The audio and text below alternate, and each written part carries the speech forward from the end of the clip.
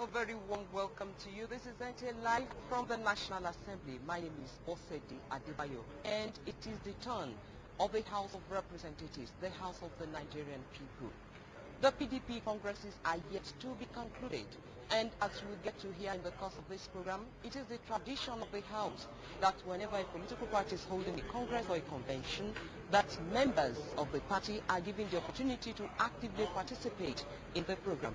So we will not be taking proceedings from the chamber, but we have a package for you in which we are going to raise a number of issues. And one of the issues we are going to raise is the fact that in this part of the world, we have a way with words.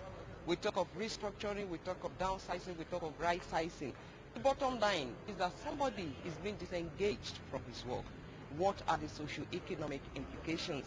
These are some of the issues examined by a committee in taking up one of the oil companies. But before I let you into other details, guess who I have on set?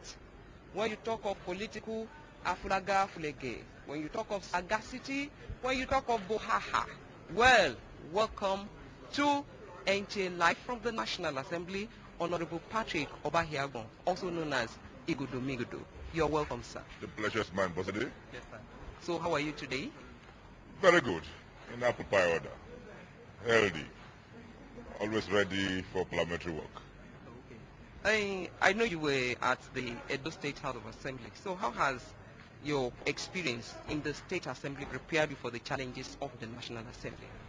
Fantastic. Don't forget I did 8 years at the Edo State House of Assembly. And by the grace of the grand architect of the universe, that opportunity had assisted me colossally in dotting the parliamentary I's and crossing the legislative T's, and has put me in good stead for the due discharge of my parliamentary onus probandi. Because when you examine the relationship between Parliament at the state level and Parliament at the National Assembly, the difference, if any, is one of a twiddledum and twiddledee. Little or no difference. The only difference, of course, being that whereas in the state houses of assembly you only impact on a micro terrestrial plane, at the National Assembly you are talking at a macro level. So if you ask me, there is a dialectical rapport between Parliament at the state level and Parliament at the national level. It is one of a microcosm in a macrocosm. So in a nutshell, I want to say that my experience in serving as a legislator for 8 years and my experience when I was leader of the Edo State House of Assembly for 4 years stood me certainly in good stead for this assignment at the national level. Is that why you have been a vibrant member of this National Assembly as it were? Partly yes. Yes, partly yes. Because it is terra firma for me and not terra incognita. It's familiar terrain. And once you were seized of the nuances of parliamentary discourse and discobolus, it follows therefore that it was going to be terra firma for you, partly. But again, partly is equally responsible for the fact that you cannot succeed as a parliamentarian if you are not cosmopolitan. You must be prepared to enmesh yourself in societal dialectics for you to be able to contribute efficaciously in a utilitarian modus. So, if you are a parliamentarian and you don't go through the ritual of even reading newspapers, you don't bath yourself in the aqua of the political cross currents, then you are going to be jejune. You are going to be caloristic in your contributions.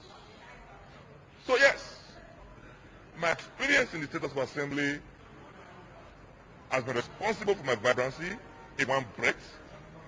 At another breath, my desire to perpetually entrench myself in political, social, and intellectual currents have equally contributed in its own state.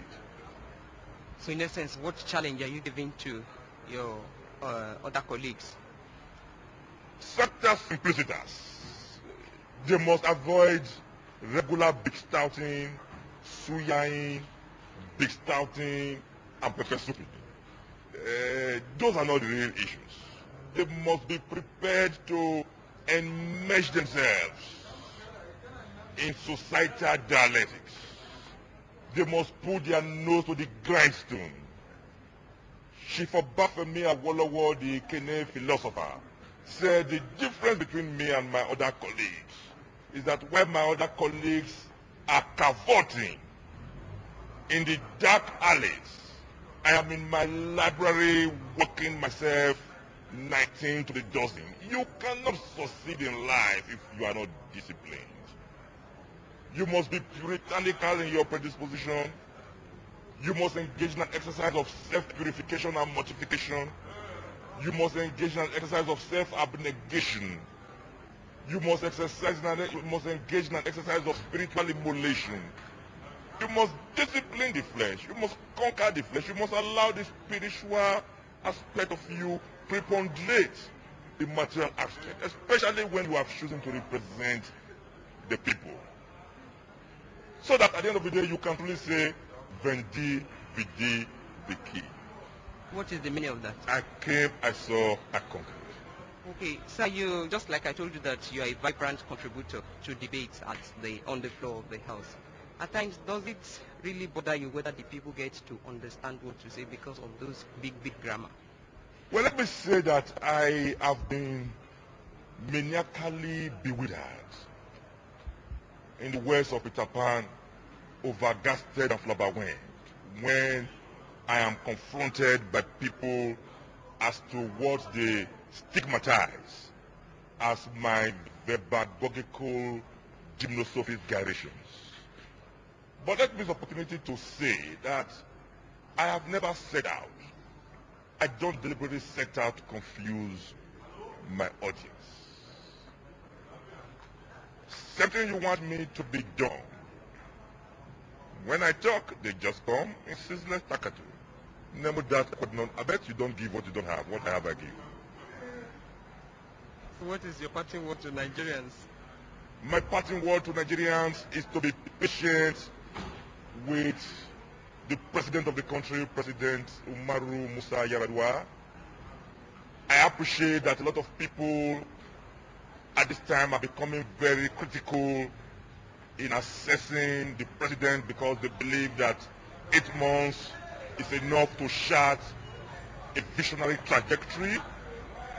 I share those sentiments, but at the same time, let us not forget that the country was in a state of economic quagmire, political phantasmagoria, and social stupor at the time the president came on board. So I appeal to Nigerians to be a little bit patient with him, but at the same time, I want to appeal to Mr. President to see the victory in the courts as a wake-up challenge for him to leave the position of recumbency into one of recusancy.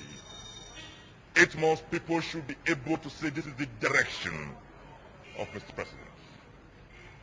8 months, people should be able to say Mr. President stands for this. There is a difference between amiability, there is a difference between decency and activism. The president must leave his position of political and social and administrative lethargy and take the driver's seat. As Mr. President, he drives and others follow. So whereas I appeal to Nigerians to be patient with him, I equally call on Mr. President to ascend the challenges of governance. And he cannot do that except when he takes the driver's seat as the political dowager, the political emir of Transjordan, and the political majordomo. The box stops on the table.